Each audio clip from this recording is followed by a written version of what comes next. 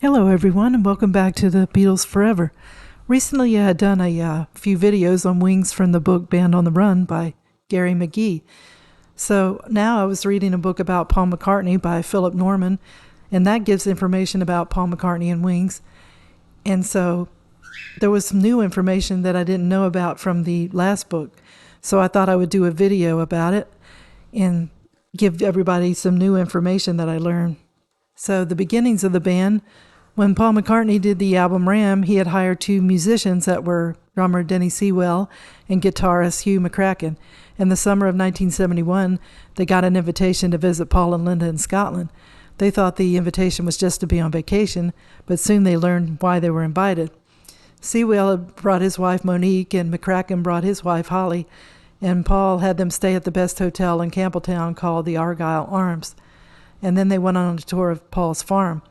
So Paul was working on a project where he was redoing an outbuilding into a recording studio, and they got a 4-track player that came from the London EMI. And Paul named the studio Rude Studio. So when the couples were leaving the farm, Linda took Denny and Hugh away from their wives and asked them if they would return the following day without the wives and play some music, so they agreed. So the idea had come to Paul while he was doing sheep shearing and mowing on his tractor. One night he told Linda he was going to form a band and asked if she wanted to be in it. And she said yes, a bit reluctantly. She knew that she wasn't a musician, but Paul liked the sound of her voice and wanted to harmonize with her. Denny and Hugh had a lot to think about. Hugh had 2 children from a previous marriage, and they lived in America, and he didn't think he could live in Britain permanently.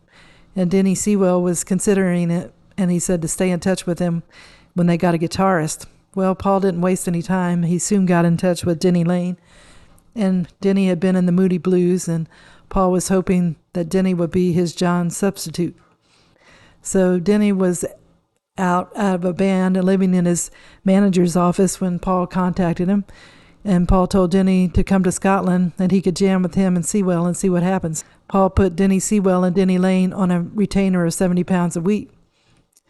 So this is the first I heard of this, but Linda, she was heavily pregnant and started to take piano lessons from a neighbor on Cavendish Avenue. And Paul would show her organ things to do on the organ.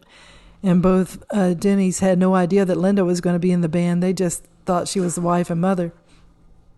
So Paul and his band, they got 8 tracks together, and Denny Sewell wanted Paul to hire a keyboardist named Paul Harris, who had backed up John Sebastian. And, John Sebastian was in The Loving Spoonful at one time. So that's when Paul dropped the bomb, saying he was teaching Linda how to play. And Denny said he was used to playing with the best in the world, and now there was an amateur on the keyboards, but he felt he couldn't say anything. Now we have the time that Wings started the university tour. They had 2 roadies recommended by Henry McCulloch. They had a 12-seat van for the McCartneys, their band, the kids, and the dogs, and a white trailer rented from Avis for the equipment. And there was no plan and no hotels booked in advance. And the first college they played at was Nottingham, and the show was to take place at noon, and the word of mouth had 800 students in the ballroom. So Paul bravely came out in his denim dungarees and a red and white striped shirt and explained that they were just starting out and apologized if they sounded rough. Well, poor Linda was probably already nervous with her first piano performance in a band, but she was also had to keep an eye on her 3 girls who were nearby. So the band only had 4 songs of their own. The rest was old rock and roll favorites like Long Tall Sally and Lucille. So Paul loved Little Richard. So then they went on to do 10 more shows, hitting more colleges, kind of cold calling and seeing if they could come and play. And so sometimes Paul and Linda would look at each other thinking, what have we bitten off?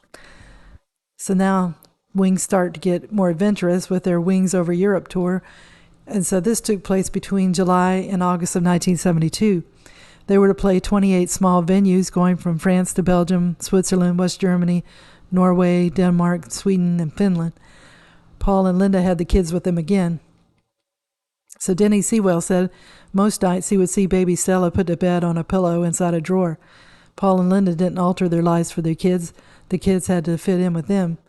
But there was never a time when those girls didn't have someone looking out for them, something to eat and something to do. I'd never seen anything like it before, and I never have since. So when they stayed at hotels, Paul and Linda and the band would be at a luxury one, Paul would pay for the breakfast and the room, but the bar and room service bills were the band's own responsibility. So during this time, they tried to kind of look like glam rock. Paul would wear a glitter shirt opened up nearly to his navel, and Linda would wear backless dresses and crimson suede knee boots. So Linda was terrified during this tour because there was a paying audience. And before going on stage, she got stage fright and cried on Denny Sewell's shoulder. He tried to reassure her, and then when the show started, she did a pretty good job. So there were women that were after Paul at this time, which probably after Paul through his whole time in bands, but it didn't sit well with Linda. Well, Sewell's wife was no threat. She would babysit for the McCartneys, but the threat that did come was from the woman named Jojo Lapatre, a 20-year-old model. She seduced one of the roadies, and that gave her access to riding on the equipment bus.